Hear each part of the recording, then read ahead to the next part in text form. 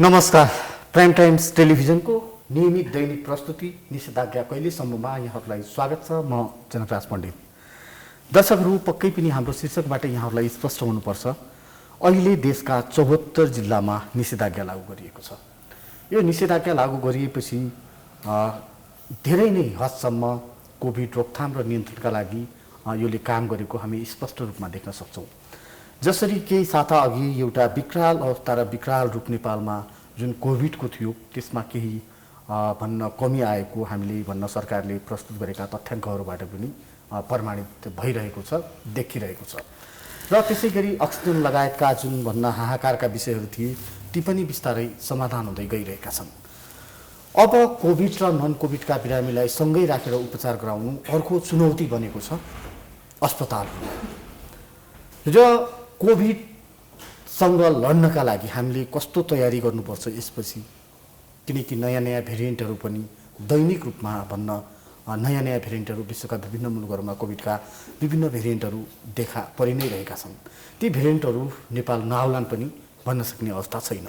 त्यसैले हामी कसरी सजग र सचेत रहने, यसै सन्दर्भमा कुरा गर्नका लागि आज हामीले स्टुडियोमा आमन्त्रण गरेका छौँ।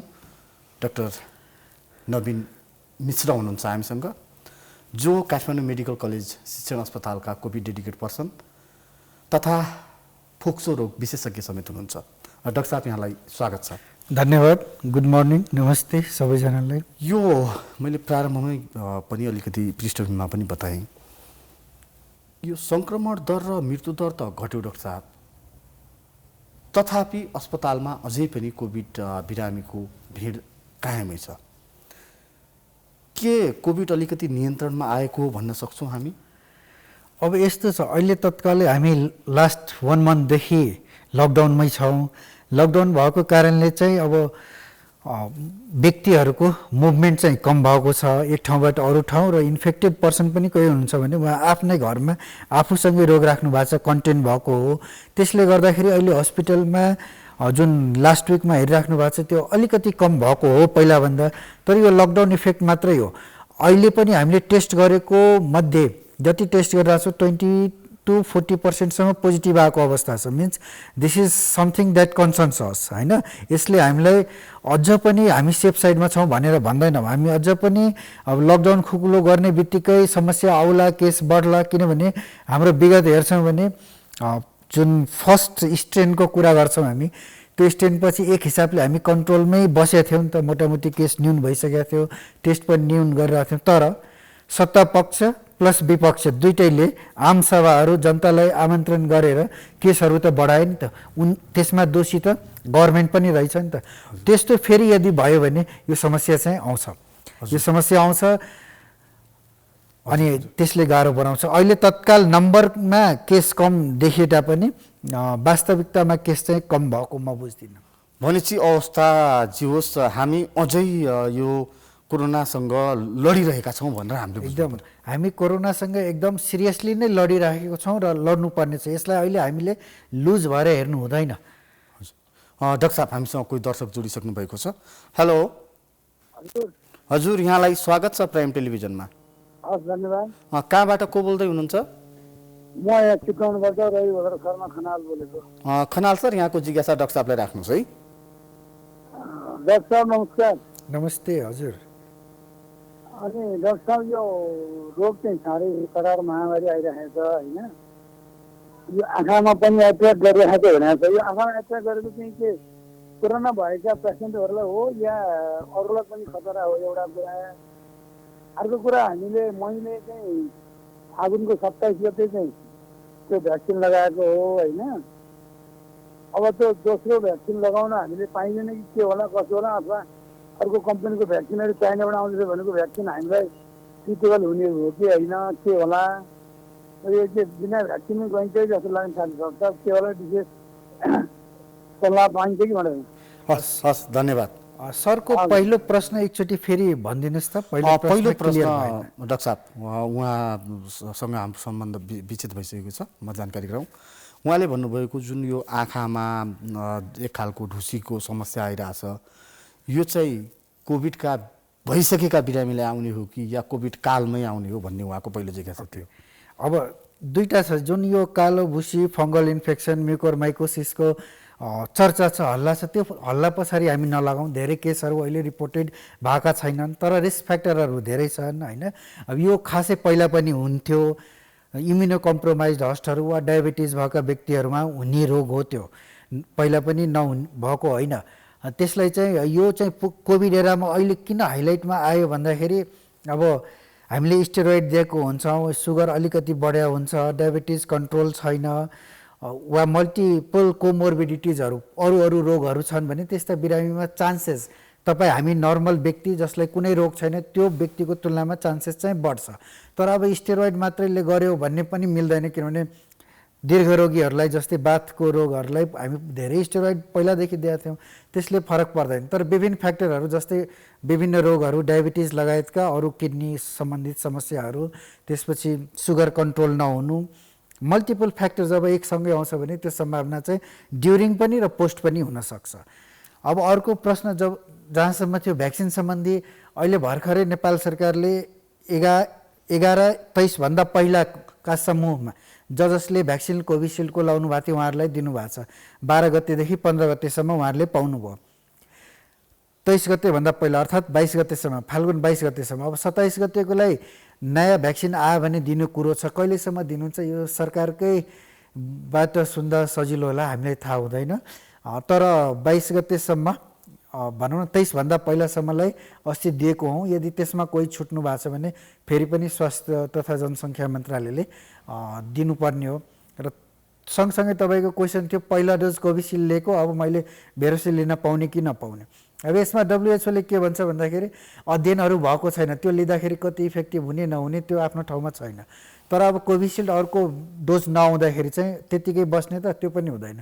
2 महिना 3 महिना क्रस भइसकेको छ भने भेरोसिल्डको फेरि दुईटै डोज तर लिनुपर्ने हुन्छ। यो होइन कि एउटा डोज यसको लियो अर्को डोज भेरोसिल्डको, त्यसरी हुँदैन। दुईटै डोज भेरोसिल्डको लिँदा चाहिँ हुन्छ। अब त्यो सरकारले एउटा मापदण्ड बनाउनुहुन्छ होला कसरी गर्ने। र जुन ब्रिटेनबाट 10 लाख आउने भन्ने कुरो छ एस्ट्राजेनिकाको, त्यो पनि त यही भ्याक्सिन हो नि त, हाम्रो कोभिसिल्ड लाएकै हो, प्लान्ट मात्रै फरक हो उत्पादन गर्ने। यो हामीले पायौँ इन्डियामा उत्पादन भएको फर्मुला त्यही हो, त्यहाँ ब्रिटेनबाट आयो भने त्यो सेम कुरो हो, तर ठाउँ प्लान्ट बनाउने साइट मात्रै चेन्ज भएको, त्यो आउने सम्भावना चाहिँ अझ पनि म देख्छु। हजुर हुन्छ डाक्टर साहब, यहाँ त फोक्सो रोग विशेषज्ञ हुनुहुन्छ। यो विशेष गरी कोभिडको कुरा गर्दाखेरि यसले सबैभन्दा छिटो एट्याक गर्ने पार्ट भनेकै फोक्सो होइन। यो अवस्थामा यसको भनौँ न कस्ता खालका भनौँ न बिरामीहरूलाई यसले सङ्क्रमण मात्र नबनाएर अप्ठ्यारो अवस्थामा पुर्याउँछ होइन, आइसियु भेन्टिलेटरमै लिनुपर्ने अवस्था सिर्जना हुन्छ, यो अलिकति बताइदिनुहोस् न। अब यो रिस्क फॅक्ट कुनै पनि रोग हुनेमा सबभन्दा जोखिममा को हुन्छन् त इम्युनो कम्प्रोमाइज्ड वा वृद्ध एल्डरलीहरू होइन, 60 नाघेकाहरू, त्यसपछि विभिन्न रोगहरू भएका जस्तै दम नै भए होइन, दम भयो, बाथ भयो, त्यसपछि मृगौला सम्बन्धी कलेजोको पुरानो रोगहरू होइन, यो रोगहरू भएको व्यक्तिलाई चाहिँ रोगको सिभियरिटी बढ्ने हुन्छ। यो नभए त साधारण मानिसमा पनि 81% त एकदम थोरै लक्षण भएका वा लक्षणै नभएका छन् नि, बाँकी 19%मा 14% जति मोडरेट सिम्टमहरू लिएर आउँछन्। 5% चाहिँ भेन्टिलेटरमा जाने अध्ययनहरूले देखाएको। त्यो 5% कुन समूह भन्दाखेरि जसलाई धेरै रोगहरू छ, पहिलादेखि नै डायबिटिज छ, किडनी काम गरेको छैन, के अरे कलेजोले काम गरेको छैन, लिभरले काम गरेको छैन होइन, वा प्रेसरको औषधिहरू, मुटु सम्बन्धी रोगहरू छ, दीर्घरोगीहरूमा चाहिँ अलिक बढी सिरियस हुने र उमेर 60 नागेको छ भने उहाँहरूलाई बढी गाह्रो बनाउने चाहिँ बुझिन्छ। हजुर फेरि पनि कोही दर्शक हामीसँग जोडिनु भएको छ। हेलो हेलो हजुर, यहाँलाई स्वागत छ। कहाँबाट को बोल्दै हुनुहुन्छ? म दमकबाट हरनाबाद थापा। यहाँको जिज्ञासा डाक्टर साहबले राख्नुहोस् है। त्यही त यो मेन कुरो भनेको चाहिँ अब हाम्रो देशमा चाहिँ यो कोभिडको भ्याक्सिन चाहिँ बनाउँछ कि बनिन्छ कि बनिँदैन भन्ने कुरा नि, बन्यो भने त अब सजिलो हुन्थ्यो होइन, हाम्रो देशले चाहिँ बनाउन सक्छ कि सक्दैन भन्ने कुरा नि। हजुर यति मात्रै हो? त्यति मात्रै हो। हस् हस् हस्, धन्यवाद। धन्यवाद प्रश्नको लागि। अब अहिलेकै आजकै अवस्थामा त बनाउने क्षमता हामीसँग छैन, तर बनाउनै नसकिने भन्ने पनि होइन। जस्तै इन्डियाले बनाइराखेकै छ, त्यो जुन हामी बच्चाहरूलाई खोप लाउँछौँ त्यो पनि त हामीले अहिलेसम्म त बाहिरबाट निर्यातै गरेका छौँ नि होइन। आयातै गरेका छौँ। अब त्यही भएर हामीले चाहिँ फ्युचरमा होइन, हाम्रो देशमा आफै प्लान्टहरू भ्याक्सिन बनाउने प्लान्टहरू बनाउनुपर्छ। जस्तै औषधिको धेरै कम्पनीहरू आज नेपालको मार्केटमा छ, त्यही किसिमले भ्याक्सिनको पनि प्लान्टहरू हामी बनाएर हामी आफै पनि बनाउने क्षमता चाहिँ डेभलप गर्नुपर्ने हुन्छ। तत्काललाई यो कोभिड पेन्डेमिकमा सम्भव नभए तापनि अर्कोचोटि यस्तो पेन्डेमिक आउँदाखेरि हामी आफैले पनि क्षमता बनाइराखेको राम्रो हुन्छ। मुन्सी डाक्टर साहब, मैले यहीँनिर जोड्न खोजेँ भ्याक्सिनकै सन्दर्भमा विश्वका अभ्यासभन्दा पनि हाम्रो नेपालकै सन्दर्भमा पनि दुवै डोज खोप लगाइसकेका भन्न या एक डोज मात्रै खोप लगाएका पनि सङ्क्रमितहरू निकै भेटिए होइन। यो अवस्थामा यो खोपको प्रभावकारितामाथि प्रश्न उठेन र भने डाक्टर साहब? एकदम राम्रो प्रश्न सोध्नुभयो तपाईँले। अब अस्ति हामीले एउटा पाइलट स्टडी जस्तो गरेका थियौँ। अस्पतालमा भर्ना हुने बिरामीमध्ये कतिजनाले खोप लाएछन् त? तपाईँले भन्नु आश्चर्य मान्नुहुन्छ, जम्मा 2% मात्रैले पूर्ण डोज 2टा खोप पाउनुभयो। बाँकी चाहिँ 5 to 7%ले चाहिँ 1 डोज मात्रै पाउनु भएको थियो। 1 डोज पाएको विदिन अ विक उहाँहरू इन्फेक्टेड हुनुभयो। र भर्खरै 3-4 दिन पहिलाको न्युज पनि मैले हेरेँ, नेपालमा चाहिँ अहिले कम्प्लिट 2 डोज भ्याक्सिन लगाएको 2% मात्रै पपुलेसन हुनुहुन्छ। यो कुरा चाहिँ सरकारले ध्यान दिनुपर्छ। भ्याक्सिन कसरी ल्याउने, कहाँबाट ल्याउने, त्योमा एकदम ध्यान दिनुपर्छ। किनभने औषधि अहिलेसम्म छैन। हेर्नुहोस् है, फेरि कुनै यो रेमडेसिभिर, यो प्लाज्मा दे वोन्ट वर्क। के काम गर्छ भन्दाखेरि मास्क, डिस्टेन्स, दूरी 2 मिटरको काम गरौँ, सफाइ, हात धुने काम चाहिँ गर्नु पर्यो, क्राउड नगरौँ होइन, क्लोज कन्ट्याक्टमा नबसौँ, र भ्याक्सिनेसन। यो भ्याक्सिनेसन हुनैपर्छ। कम्तीमा पनि 50% वा 60% पपुलेसनलाई भ्याक्सिन हामीले गर्नुपर्ने हुन्छ। त्यो गर्नलाई इन्फ्लुएन्जाको भ्याक्सिन त हामी वर्षैपछि लिइरहेछौँ नि त। बरु सरकारले सकेका छैन भने अब चाहिँ फ्री गरिदिनु पर्यो। किनेर जनताले लाउँछ नि, 2000 को PCR गर्नुभन्दा 1000 रुपियाँको त भ्याक्सिन लाउन सक्ने क्षमता छ। यो मास्क लाउनुभन्दा त भ्याक्सिन लाउन सक्ने क्षमता छ नि। अब त्यो यताउति अन्यलमा पारेर आज यहाँबाट भ्याक्सिन आउँछ, उता मागेको छु, कसले दिने हो नदिने हो, त्यो अवस्थामा चाहिँ अन्यलमा राख्नु भएन। जनताले किन्न सक्छन्, ज्यान जोगाउन सक्छन् आफ्नो। त्यो पैसा, जुन पैसा पिसिआरमा खर्च गर्छन्, मास्कमा खर्च गर्छन्, त्यो पैसा लगाएर चाहिँ आफै पनि भ्याक्सिन लिन सक्छन्। अरू भ्याक्सिन हामीले त निमोकोकल। डाक्टर साहब, हामी यो भ्याक्सिनको सन्दर्भ फेरि जोड्छौँ। कोही दर्शक जोडिसक्नु भएको छ। हेलो, हजुर नमस्कार डाक्टर साहब। यहाँलाई डाक्टर साहबसँग यहाँको जिज्ञासा राख्नुहोस्। हजुर डाक्टर साहब नमस्कार। नमस्ते। हेलो हजुर नमस्ते। हजुर, मेरो एउटा समस्या छ डाक्टर साहब। हजुर। त्यो अहिले कोभिडको बिरामी हुनुहुन्छ मेरो दिदी, सुनिरहनु भएको छ? हजुर सुनिरहेको छु, भन्नु। अनि बुटोलमा राखेको थिएँ, बुटोलको डाक्टर साहबले आइसियू भनेर पठाइदिनु भयो। हजुर। अनि हजुरको मेडिकल कलेजमा चाहिँ आइसियूको लागि लिएर आउनुहोस्, ठाउँ छ भनेर भन्नुभयो र लैयो। लगाएपछि उहाँले चाहिँ नि आइसियूमा दिनु भएन, बेड जेनरल बेडमा राखिदिनु भयो। हजुर। अनि अहिले अवस्था कस्तो छ भने हजुरको चाहिँ नि 10-12 नम्बरमा त्यो अक्सिजन दिँदा पनि अक्सिजनको लेभल चाहिँ त्यही 92-93 को वरपर मात्रै भइरहेछ। अनि झिक्दाखेरि चाहिँ अलिक तलै झर्छ। अनि निमोनिया पनि देखिएको छ। अब त्यस्तो बिरामीलाई कसरी चाहिँ नि यसो सम्भव हुन्छ, अनि रिकभरी गर्नलाई यसो सल्लाह दिनुहुन्छ कि भन्दा? अब यसो छ, उहाँ डाक्टर साहबहरूले हेरिराख्नु भएकै छ होला, जहाँ पनि मेडिकल कलेजमा हुनुहुन्छ होइन। अक्सिजन दिएर चाहिँ 92-93 छ भने त्यो एक्सेप्टेबल रेन्ज हो। हाम्रो टार्गेट अक्सिजन भनेकै नै युएसकै टार्गेट भन्यो 92 देखि 96 सम्म राख्ने हो। हाम्रो नेपालको भर्खरैको प्रकाशित गाइडलाइन्सहरूले अस्ति अक्सिजन अभाव भएको बेलामा चाहिँ हामी 88 देखि 92 सम्म अक्सिजन दिएर मिल्छ भने त्यति गर्न सक्छौँ। त्यो गरेकै छ। तपाईँकै शब्दमा पनि 92% अक्सिजन मेन्टेन गर्नुभएको छ भने चिन्ता गर्नु परेन। तर अब त्यसको यदि बढ्दै गयो निमोनिया होइन, शरीरको लड्ने क्रिया अझ सक्रिय भयो भने चाहिँ त्यो खतरा हुन्छ। त्यो बढ्दै गयो भने जाँदाखेरि चाहिँ हाई फ्लो नेजल क्यानुला वा एनआइभीबाट चाहिँ अक्सिजन दिनुपर्ने हुन्छ, अक्सिजन प्रेसरमा दिनुपर्ने हुन्छ। भेन्टिलेटर सपोर्ट, त्यो एनआइभी वा सिप्याप जुन सुनिराख्नु भएको छ त्यो भनेको चाहिँ भेन्टिलेटर सपोर्ट नै हो एक किसिमको है, त्यसमा राख्नुपर्ने हुन्छ। र अन्तिम उपाय भनेको अब मुखबाट पाइप राखेर गर्ने त्यो इन्भेसिभ भेन्टिलेटर भयो। त्योभन्दा पनि माथिल्लो प्रविधिहरू छन्, तर त्यहाँसम्म पुग्दै चाहिँ अप्रिय घटनाहरू घट्ने धेरै भएका छन्। किन भन्दाखेरि अब एउटा अध्ययनले अमेरिकामै युरोपमा भनौँ न गर्दाखेरि त्यसले के देखायो भने यदि इन्भेसिभ भेन्टिलेटरमा जानुहुन्छ पाइप राखेर हामीले उपचार गऱ्यौँ भने 10 जनामा 8 देखि 9 जनालाई बचाउन सकिँदैन है। त्यो कुरा चाहिँ हामीले बुझ्नुपर्छ। भेन्टिलेटरको पनि आफ्नै कम्प्लिकेसनहरू छन्, तर लास्ट रिसोर्ट भनेको त्यही हो, अप्सन दिने भनेको त्यही हो। यदि त्यहाँ जानु परेन भने होप चाहिँ बढी हुन्छ, आशा बढी हुन्छ, त्यहाँ जानु नपरोस्। 92, 93 तपाईँको बिरामीलाई छँदैछ, डाक्टर साहबहरूले गाइडलाइन्स हेरेर नै उपचार गरिराख्नु भएको छ, आत्तिनु पर्दैन।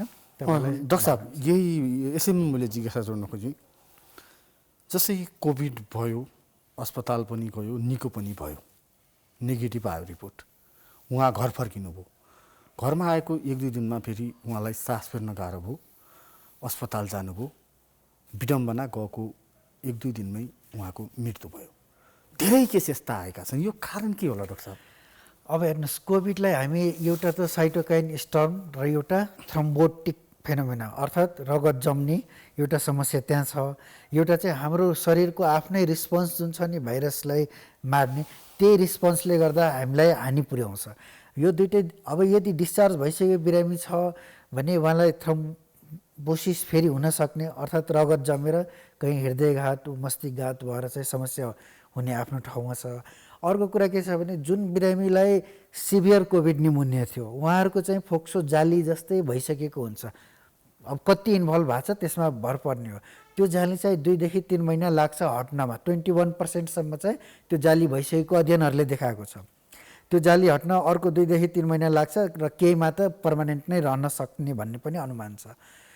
अब त्यस्तो कन्डिसनमा मृत्युको कारण सडन कारण के हो त्यति बेलाको भने अब सोच्दाखेरि यही दुईटा कारण प्रमुख हुन्छ। एउटा त रगत जम्ने, एउटा आफ्नै शरीरको साइटोकाइनले रिस्पोन्ड धेरै गर्यो। तर डिस्चार्ज भएको बिरामीलाई साइटोकाइनहरू कम भएकै बेलामा डिस्चार्ज गरिन्छ, त्यतिकै गरिँदैन। हजुर, त्यो हेरेर नै डिस्चार्ज। तर नेपालमा त यस्तो केसहरू धेरै देखिया छन् डाक्टर साहब। होइन, अब त्यस्तो अब एक्ज्याक्टै के भएको भन्न सकिन्न, तर के भएको हुनसक्छ भन्दाखेरि हस्पिटलमा बेड नपाएर कोही घर जानुभयो होला, होइन, अरू केही समस्या भयो होला, त्यस कारणले होला। नभए त यो धेरै कमन चाहिँ होइन। एक त मैले पहिले भने 5% मात्रै आइसियुमा जाने बिरामी छन्, होइन, मोर्टालिटी पनि 3 to 5% नै छ नि ग्लोबल। हाम्रो त झन् कम छ, लेस देन 2%मै हामी छौँ, होइन। अब त्यो केही केसमा भएको होला। अब कि त उहाँले जुन ब्लड थिनरहरू हामी दिएर पठाउँछौँ त्यो खान छोड्नुभयो होला, केही इस्युहरू छ। अब उहाँ कुन केसमा के भएको पर्टिकुलरली हेरेरै भयो। डाक्टर साहब फेरि पनि कोही दर्शक हामीसँग जोडिसक्नु भएको छ। हेलो हेलो, यहाँलाई स्वागत छ। कहाँबाट को बोलिरहनु भएको छ? आरसिलबाट बोलेको म केसी हो। यहाँको जिज्ञासा डाक्टर साहबलाई राख्नुहोस्। यो जिज्ञासा चाहिँ मेरा यो पहिले चाहिँ यो असोजमा कोरोना भएको है, यो असोज हो हजुर। हजुर हजुर, गएको असोजमा कोरोना भएको होइन। यहाँको टेलिभिजन सेट कृपया म्युट गरिदिनुहोस् या बन्द गरिदिनुहोस् न। हजुर, यहाँको टेलिभिजन सेट म्युट गरिदिनुहोस् या बन्द गरिदिनुहोस् न, यहाँको अडियो डिस्टर्ब आयो।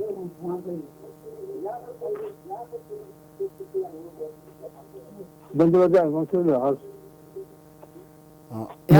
यहाँको जिज्ञासा राख्नुहोस् डाक्टर साहब। हजुर हजुर हजुर असोजमा चाहिँ मलाई कोरोना भएको असोज 14-15 गते हजुरको है हजुर सन्चो भयो। अहिले चाहिँ मलाई चाहिँ यो आज यो मलाई मतलब यो कोखा चाहिँ अलिअलि के भनेको यो धेरै भइसक्यो। यो कोखा चाहिँ पुटुक उयो नै मतलब त्यो हिउँले रास लागिरहेको छ है। चेक गराएर चाहिँ कोरोना चाहिँ अब मतलब यहाँ पिसिआर चेक गराएको देखिएन। यो कोखा चाहिँ एकदमै तपाईँको चाहिँ भुटुक भुटुक गर्छ। अस्ति चाहिँ सब्जी भाषा मानिस आइतबार नआएको फेरि अहिले आज चाहिँ अलिक बढ्यो डायटहरू चाहिँ। हजुर हजुर धन्यवाद। भाषा लागेको छ, मैले चेक गर्नुपर्ने हो भन्नुभयो अब आफ्नो अनुमान। अब यसमा के हुन्छ भन्दाखेरि लङ कोभिड भन्छौँ वा पोस्ट कोभिड एट्याक वा पोस्ट कोभिड सिक्वेले, होइन। यो टर्महरू के भने 12 विकभन्दा बढीसम्म जसलाई लक्षण हुन्छ, जस्तै कि कसैलाई खोकी लाग्ने, कसैलाई छाती नै कोखा दुख्ने तपाईँले भन्नुभयो, कसैलाई सास फेर्न अझ पनि गाह्रो भइराख्ने, होइन, कसैलाई फेटिक एकदम थकान अलिकति केही गरेकै थकान लाग्ने, यो लक्षणहरू चाहिँ देखेको छ। यसलाई हामी लङ कोभिड वा पोस्ट कोभिड सिक्वेले भन्छौँ। 12 विकभन्दा बढीसम्म यदि यो लक्षण रहिरह्यो भने।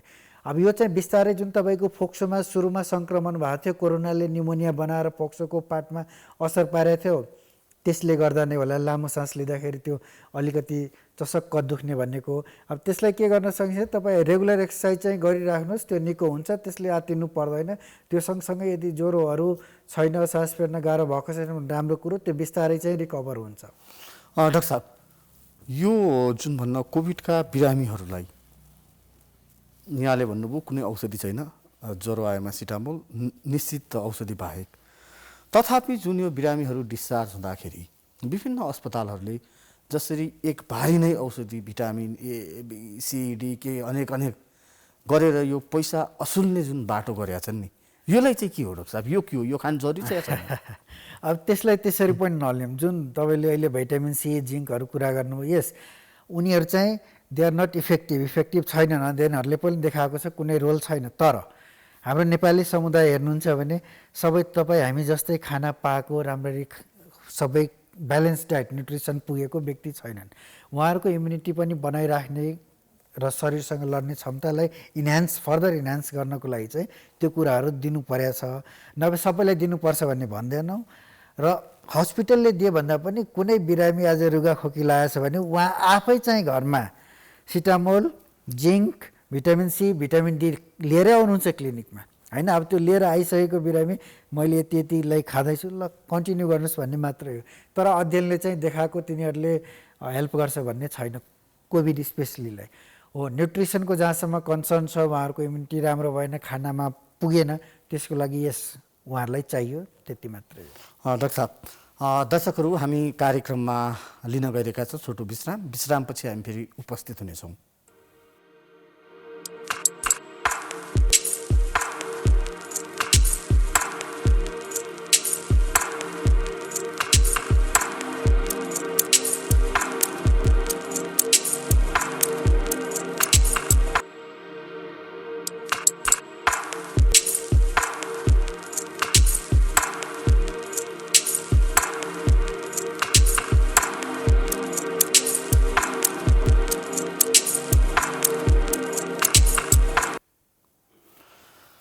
विश्रामपछि स्वागत छ निषेधाज्ञा कहिलेसम्म। दर्शकहरू, आज हामीसँग फोक्सो रोग विशेषज्ञ डाक्टर नवीन मिश्र हुनुहुन्छ। यहाँहरूका पनि डाक्टर साहबसँग कुनै जिज्ञासाहरू छन्, सल्लाह सुझावहरू छन्, विशेष गरी यो कोभिडका सन्दर्भमा यहाँहरूले हामीलाई हाम्रो स्क्रिनमा जुन नम्बर हामीले यहाँलाई उपलब्ध गराएका छौँ 0144899892, त्यसमा प्रत्यक्ष रूपमा सम्पर्क गरेर यहाँहरूले डाक्टर साहबसँग कुराकानी गर्न सक्नुहुन्छ, आफ्ना समस्या राख्न सक्नुहुन्छ। यो अब भन्छ डाक्टर साहब, विश्वभर नयाँ भेरिएन्ट भित्रिरहेका छन्। विशेष गरी हामी कहाँ भन्नु यो जुन विकराल अवस्था जस्तो देखियो, यो भने अघि हजुरले अलिकति प्रसङ्ग जोड्नु भएको थियो, जब छिमेकी मुलुकले जसरी कुम्भ मेलाको आयोजना गर्यो, त्यसको इम्प्याक्टले गर्दा त्यहाँ एक खालको तहस नहसकै अवस्था सिर्जना भयो। हाम्रोमा पनि राजनीतिक सभा सम्मेलन, त्यसै गरी गएर विभिन्न जात्रा पर्वहरू, सामाजिक गतिविधिहरू बढाउनाले हामी यो अवस्थासम्म आउनुपर्ने अवस्था सिर्जना भयो। भनेपछि यो अब कहिलेसम्म रहला, हामी कतिन्जेलसम्म सतर्क र सहज बस्ने भन्ने सन्दर्भको जवाब हामी एकछिन दिन्छौँ। तर कोही दर्शक जोडिसक्नु भएको छ। हेलो हेलो डाक्टर साहब, मैले जुन जिज्ञासा राखेँ हो, अब हजुरको के छ भने यसमा विभिन्न स्ट्रेनहरू छन्। अब यसलाई सिडिसी डब्लुएचओहरूले क्लासिफाई गरेको छ सिभियरिटी रोगको किसिम यिनीहरू स्ट्रेनहरूमा 3 थरीको। सबभन्दा पहिला प्रारम्भिक भनेको भेरिएन्ट अफ इन्ट्रेस्ट, जुनमा साधारण अब कहाँ बाइन्ड गर्ने त्यो भाइरसले कसरी आफूलाई मोडिफाई गर्छ त्यसमा भयो। त्योभन्दा अलि सिभियर भनेको भेरिएन्ट अफ कन्सर्न, जुन अहिले युकेबाट आएको, इन्डियाबाट आएको B1117 भन्छौँ नि, त्यो भेरिएन्ट अफ कन्सर्नमा राखेको छ। त्यसको नेचर के हुन्छ भने भेरिएन्ट अफ इन्ट्रेस्ट भन्दा प्लस के हुन्छ भने बडी ट्रान्समिसन हुने र औषधिहरू पनि अलिकति पहिलाभन्दा कम काम गर्ने हो कि भन्ने छ है। र तेस्रो भनेको भेरिएन्ट अफ हाई कन्सिक्वेन्सेस, त्यो एकदम फेटल, एकदम ट्रान्समिसन हुने भनेको। अहिले चाहिँ हामी यो प्रसङ्ग जोड्नेछौँ, कोही दर्शक जोडिसक्नु भएको छ। हेलो हजुर सर, भन्नुहोस्। हेलो हजुर सर, यहाँको जिज्ञासा राख्नुहोस् डाक्टर साहबसँग। कहाँबाट को बोल्दै हुनुहुन्छ? मेरो जिज्ञासा के छ भने सर, हजुर हजुर, पहिलो यो जुन पहिलो भ्याक्सिन लाउने कहाँ हो, कहिलेसम्म लाउन पाइन्छ, मेरो परिवारहरू 6-7 जनाको छ, अहिलेसम्म लागेको छैन।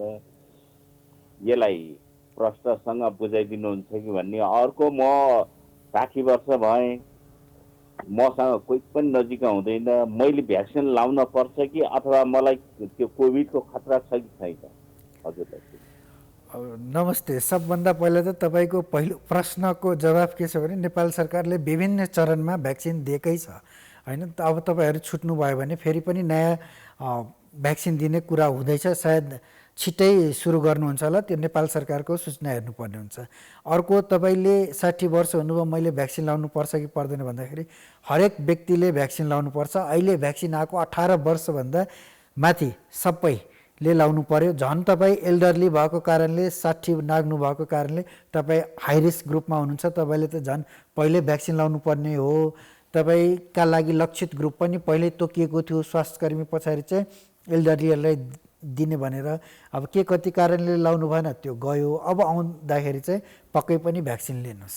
हजुर डाक्टर साहब, हामी अघि प्रश्न हो। अनि त्यसपछि यो 3टा जुन कन्सर्नहरू छ नि, जस्तै variant of interest, variant of concern र भेरिएन्ट अफ हाई कन्सिक्वेन्सेस। अहिले भेरिएन्ट अफ हाई कन्सिक्वेन्सेस त्यस्तो देखा परेको छैन। अहिले हामी भेरिएन्ट अफ कन्सर्नमा छौँ। त्यो भनेको युकेबाट आएको भेरिएन्ट, अफ्रिकाबाट आएको B145 भन्ने जुन छ त्यो भेरिएन्टहरूले 8-10वटा भेरिएन्टहरू राखेको छ। यसमा के छ भने यो आरएनए भाइरस हो, कोरोना भाइरस भनेको। यो भाइरसहरू के छ भने आफ्नो शरीरमा बनावटमा परिवर्तन गरिराखेका हुन्छन्। त्यो परिवर्तनले अब पुरै त चेन्ज हुँदैन, अलिअलि चेन्ज गर्ने हो। कुनैमा जस्तै 117मा 12टा म्युटेसन भएको देखिएको छ, कुनैमा 25टा होला। त्यो अलिअलि चेन्ज भइरहेको छ। त्यो चेन्जलाई चाहिँ भ्याक्सिनले, नयाँ भ्याक्सिन नै चाहिन्छ भन्ने छैन, पुरानो भ्याक्सिनले पनि कभर गर्छ। तर जति जुन स्पेसिफिक स्ट्रेनको लागि त्यो भ्याक्सिन बनेको हो त्यति प्रोटेक्सन चाहिँ हुँदैन, त्यति मात्रै हो। त्यो भएर चाहिँ फेरि पनि यसको के छ भने तपाईँ हामीले गर्नुपर्ने पब्लिक हेल्थ मेजर्स, मास्क लगाउनुहोस्, दूरी कायम गर्नुहोस्, हात धुनुहोस्, भोजभतेर नगर्नुहोस्, क्राउड नगर्नुहोस् र भ्याक्सिन अनिवार्य रूपमा लाउनुहोस्। जहाँ पाइन्छ भ्याक्सिन लाउनुहोस्। तर भ्याक्सिन लाउँदाखेरि फेरि त्यो लाइनमा बसेर एकदम भिडभाड गरेर होइन, त्यहाँ पनि डिस्टेन्सको ख्याल गर्नुहोस्। नभए त्यही लाइनबाट पनि कोभिड सर्ने सम्भावना चाहिँ धेरै नै देखिएको छ है। त्यति चाहिँ गर्नुपर्ने हुन्छ। फेरि पनि कोही दर्शक जोडिनु भएको छ। हेलो हेलो, हजुर, कहाँबाट को बोल्दै हुनुहुन्छ? ए डाक्टर साहब हजुर नमस्ते। मेरो जिज्ञासा एउटा के रह्यो भनेदेखि, हेलो सुन्नुहुन्छ? हजुर हजुर। ए मेरो जिज्ञासा के छ भने मलाई चाहिँ 10 महिना अगाडि चाहिँ टिआइए भएको, अनि मैले चाहिँ ब्लड थिनर खाइरहेको छु 150 mg को। अनि मैले चाहिँ लिनु हुन्छ कि हुँदैन भ्याक्सिनेसन भन्ने कुरा हो मेरो।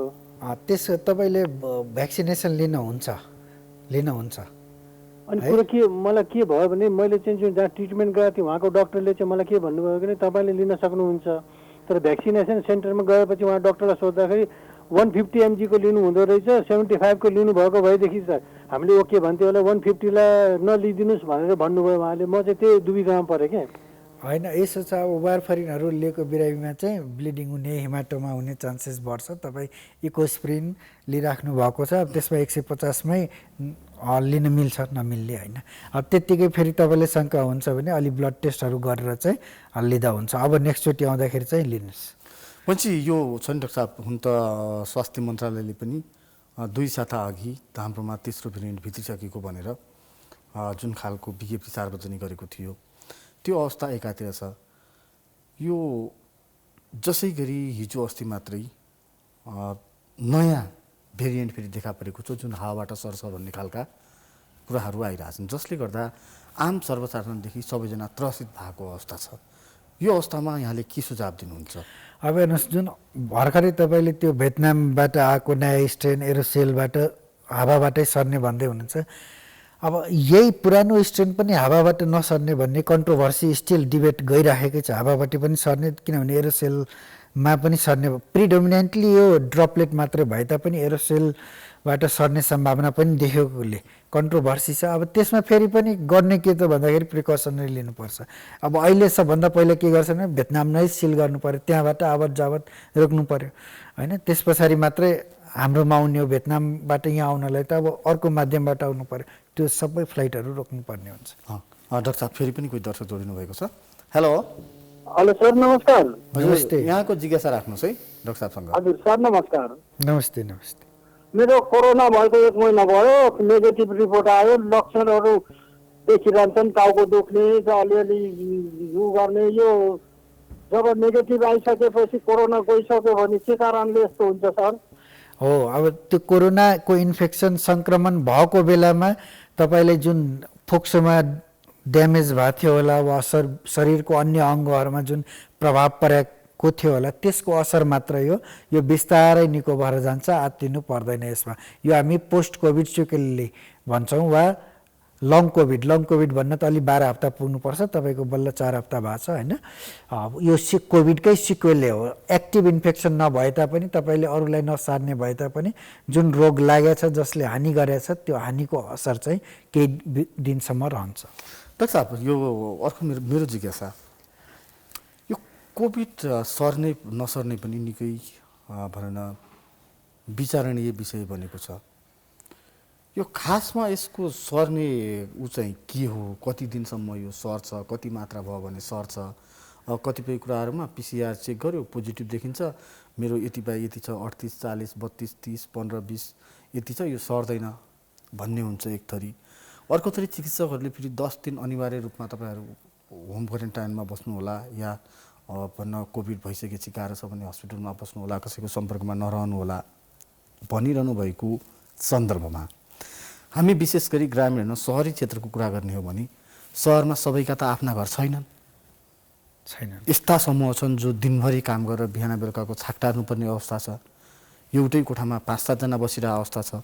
उहाँहरू कसरी होम क्वारेन्टाइनमा बस्नु डाक्टर साहब? हो, त्यसको लागि गभर्मेन्टले आइसोलेसन सेन्टरहरू बनाएको छ होइन।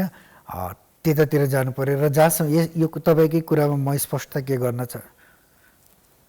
हुन्छ डाक्टर साहब, म भन्नु फेरि पनि हाम्रो जिज्ञासाको भन्न हामी फेरि यो प्रसङ्ग जोड्नेछौँ, तर कोही दर्शक फेरि जोडिसक्नु भएको छ। हेलो हजुर हजुर नमस्कार। नमस्ते, यहाँको जिज्ञासा डाक्टर साहबलाई राख्नुहोस् है। हजुर सर्वप्रथम त डाक्टर साहबलाई नमस्कार छ। नमस्ते। हजुर मेरो जिज्ञासा नि हजुर, पहिलो चरणको पहिलो डोज जुन इन्डियन कम्पनीको दिएको थियो नि हजुर, अब सुनिँदैछ चाइना लगायत डोज तेस्रो मुलुकबाट खुवाउँदैछ अरे। अब पहिलो डोज दिएको व्यक्तिलाई दोस्रो डोज दिँदा होइन तपाईँको फरक पर्छ कि पर्दैन, साइड इफेक्ट हुन्छ कि हुँदैन त दोस्रो कम्पनीको डोज दिँदा भन्ने मेरो जिज्ञासा नि हजुर। अब यसमा यस्तो छ, WHO ले भनेको चाहिँ अध्ययन नभएको कारणले अब त्यही लगाउँदा हुन्थ्यो। अब अर्को भ्याक्सिन लाउने कि नलाउने भन्दाखेरि अब यसमा कसरी बुझ्नु पर्यो भने पहिलो डोज जस्तै तपाईँले कोभिसिल्ड लाउनु भयो, अब कोभिसिल्ड पाएन, अब तपाईँ यदि भेरोसिल लाउनुहुन्छ भने भेरोसिलकै बुस्टर फेरि अर्को लाउनु पर्यो, नभए फेरि त्यसको पनि प्रोटेक्सन जति म्याक्सिमम् क्लेम गरेछ 60 to 70% त्यो पुग्दैन। एक र जहाँसम्म यो कोभिसिल्डकै कुरा हो, अर्को कम्पनीबाट भने जस्तै यो त हामी कहाँ आएको इन्डियाबाट हो, अब आउने भनेको एउटा सम्भावना ब्रिटेनवाला जुन छ 10 लाख डोज अब आउँछ आउँदैन आफ्नो ठाउँमा छ, यदि आयो भने त्यो सेम कुरो हो, त्यो लाउँदा चाहिँ हुन्छ, त्यसमा फरक परेन। तर भ्याक्सिनै अरू थरीको भ्याक्सिन लायौँ भने त्यसकै बुस्टर डोज हामी त्यही भ्याक्सिनको लाउनु पर्ने हुन्छ। हजुर डाक्टर साहब, हाम्रो अघिको र अघिको जहाँसम्म हाम्रो प्रश्न थियो कति दिन आइसोलेसन बस्ने, यसमा के छ भन्दाखेरि हेर्नुहोस्, एक त लक्षण आएको 3-4 दिन पहिलादेखि नै बिरामी अरूमा सार्ने सम्भावना बढ्छ है। एक अर्को कुरा के हो भने जुन तपाईँले पिसिआरको कुरा गर्नुभयो, पिसिआरको भ्याल्यु जति कम त्यति ट्रान्समिसन बढी हुन्छ होइन। जस्तै कसैको 10, 12, 15 छ भने ट्रान्समिसन बढी, यो भ्यालुलाई जति धेरै त्यति राम्रो मान्नुहोस्, किनभने जति धेरै गयो भाइरसको खतरा टर्दै जान्छ। तर ओभरल्याप कहाँ हुन्छ भन्दाखेरि सुरुवातीमा यदि इन्फेक्सन सुरु नै हुन लागेको छ भने भ्यालु तपाईँको 30 भन्दा माथि नै आउन सक्छ, बिस्तारै त्यो घटेर डेन्जर जोनमा जान्छ। एक त्यो सम्भावना छ। अर्को चाहिँ अब रिकभरी फेजमा पनि तल जाने भयो, 30 भन्दा तलकोले चाहिँ सार्ने सम्भावना बढी हुन्छ। जति थोरै भ्याल्यु त्यति धेरै सम्भावना बढ्यो।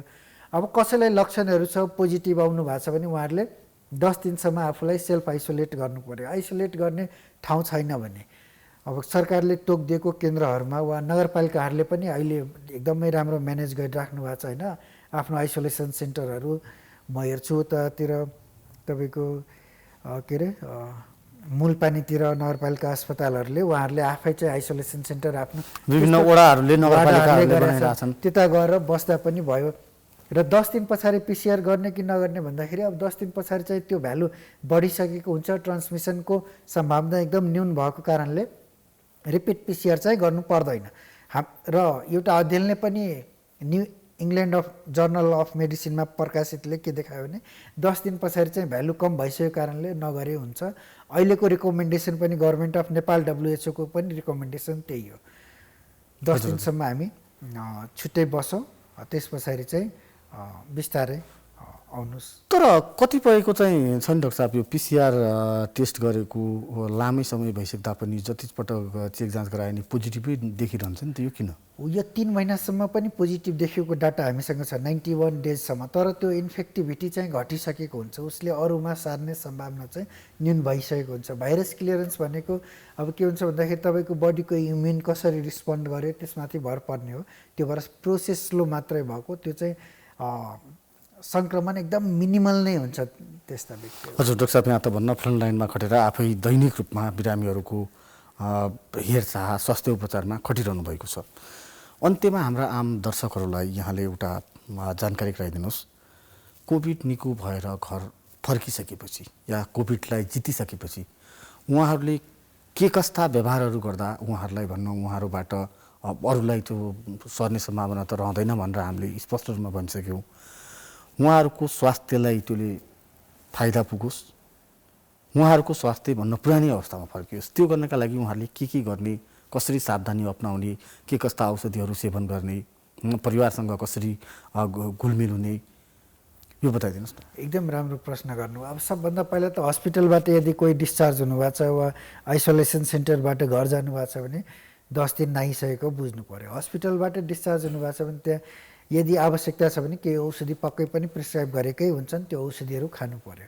जस्तै स्पेसली त्यो अब कसैको रगत अलि बाक्लो भएर त्यो लामो समयसम्म औषधि दिनुपर्ने हुनसक्छ, त्यो डाक्टर साहबहरूले हेरेर दिनुभएकै होला, त्यो औषधि चाहिँ नछुटाउनु होला। त्यस पछाडि चाहिँ जुन हाम्रो हेल्दी लाइफस्टाइल छ, जस्तै एक्सर्साइज गरिराख्ने होइन। अब अहिले यो कोभिडले फोक्सोलाई नै प्रारम्भिक एट्याक गरेको कारणले लङ्सको एक्सर्साइजहरू, एरोबिक एक्सर्साइजहरू गर्नुपर्ने, छातीको मांसपेशीहरूको एक्सर्साइजहरू गर्नुपर्ने, लामो सास लिने रोक्ने छोड्ने, जति लामो रोक्न सक्नुहुन्छ सास लिएर त्यति राम्रो त्यो एक्सर्साइजहरू चाहिँ गर्नु पर्यो। र अर्को कुरा भनेको न्युट्रिसन, खाना ब्यालेन्स डाइट खानु पर्यो होइन। भात तरकारी मात्रै वा भात दाल मात्रै खाएर पुगेन, भात दाल तरकारी साग होइन, माछा मासु खानुहुन्छ भने त्यो दुधहरू सबै, अर्थात् carbohydrate, protein, fat, vitamins, minerals, हामीले जुन अहिले अघि सुरुमै कुरा गऱ्यौँ भिटामिन सी, जिङ्क सबैलाई दिएको छु। यदि तपाईँको न्युट्रिसनमा पुगेको छ भने त्यो एडिसनल खानु परेन, त्यो औषधिको माध्यमबाट खानु परेन। त्यो खाना राम्ररी खानुहोस्, ब्यालेन्स डाइट खानुहोस् परेन, र एक्सर्साइज गर्नुहोस्, र चिकित्सकले परामर्श दिएको चाहिँ गर्नु होला। र आफूले के त्रुटि भयो त्यो त्रुटि बालबच्चाहरूले नगरून्, क्राउड नगरून्, एउटै कोठामा धेरैजना नबसौँ। त्यसमा पनि यदि कसैलाई रुगाखोकी लागेछ, ज्वरो लागेछ भने उहाँलाई तुरन्तै आइसोलेट गरिदिउँ होइन। सास फेर्न गाह्रो भयो, ज्वरो पर्सिस्टेन्ट आइराखेको छ भने अस्पताल समयमै जाउँ होइन, कुरेर नबसौँ। र झ्याल ढोकाहरू खोलेर राख्नुपर्ने हुन्छ, भेन्टिलेसन कोठाको राम्रो हुनु पर्यो। फेरि पनि मास्क, डिस्टेन्स 2 मिटर र हात धुने यति चाहिँ गर्नु पर्यो हामीले। र अनावश्यक वस्तुहरू टच चाहिँ नगरौँ। तर डाक्टर साहब भन्न हामीले यसरी यो कुरा गरिरहँदा यो आयुर्वेदिक, होमियोपेथिक लगायतका केही पद्धतिहरू पनि छन्, उपचार पद्धतिहरू, हाम्रा परम्परागत पुरातन पद्धतिहरू।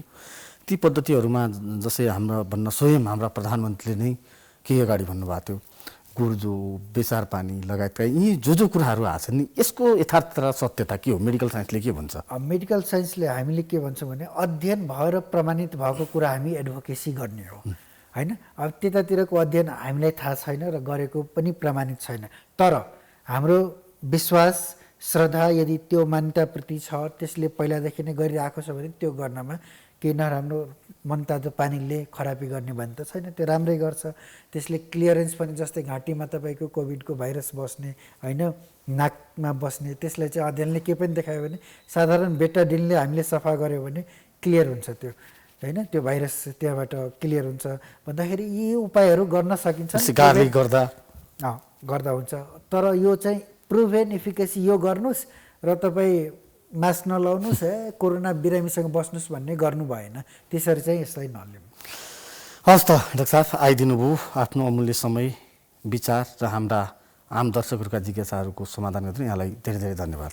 यहाँलाई पनि मौका दिनुभएकोमा धन्यवाद। र हामी सबै फेरि म भन्छु मास्क, डिस्टेन्स र हाइजिन चाहिँ मेन्टेन गरौँ, नभए फेरि अर्को प्रलय, अहिले त प्रलयमै छौँ, अर्को फेरि आएर समस्या हुनसक्छ।